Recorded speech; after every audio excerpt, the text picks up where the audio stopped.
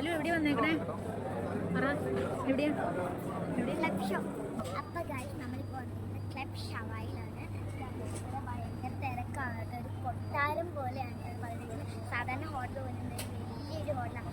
3 നിലയുണ്ട്. അതിൽ വെക്കാൻ പോലും സ്ഥലമില്ല. ഭയങ്കരമായിട്ട് തിരക്കാണ്.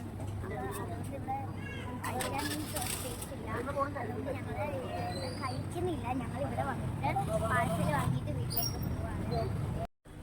ഈ ഒരു തിരക്ക് കാണുമ്പോൾ നിങ്ങൾ വിചാരിക്കുന്നുണ്ടാവും ഇത് ഏതോ ഉത്സവപ്രഭോ അല്ലെങ്കിൽ കല്യാണ വീടൊക്കെ ആയിരിക്കുമെന്ന്.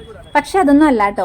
ഇത് ഈയിടെ നമ്മുടെ മൂവാറ്റുപുഴയിൽ ഉദ്ഘാടനം ചെയ്ത ക്ലബ് ഷവായ റെസ്റ്റോറൻ്റ് ആണ്. അപ്പോൾ ഇത്രയും വലിയ ഷവായ്ക്ക് മാത്രമായിട്ട് റെസ്റ്റോറൻറ്റ് വന്നപ്പോൾ അതൊന്നും കാണാതിരിക്കാൻ പറ്റില്ലല്ലോ. അങ്ങനെ ഞങ്ങളൊന്ന് കാണാൻ പോയതാണ്. അങ്ങോട്ട് അടുക്കാൻ പറ്റത്തില്ല ഗൈസ്, അതുപോലെ തിരക്കാണ്.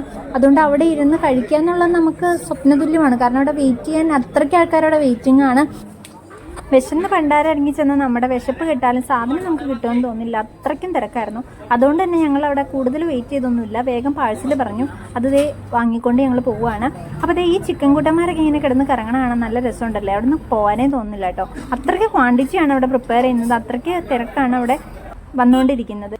ഞങ്ങളുടെ വണ്ടി എടുത്ത് അവിടെ നിന്ന് രക്ഷപ്പെട്ടു പോരാൻ വളരെ കഷ്ടപ്പെട്ടു പോയി ഗൈസ്. ഷവായിൽ തിരക്കുണ്ടോ?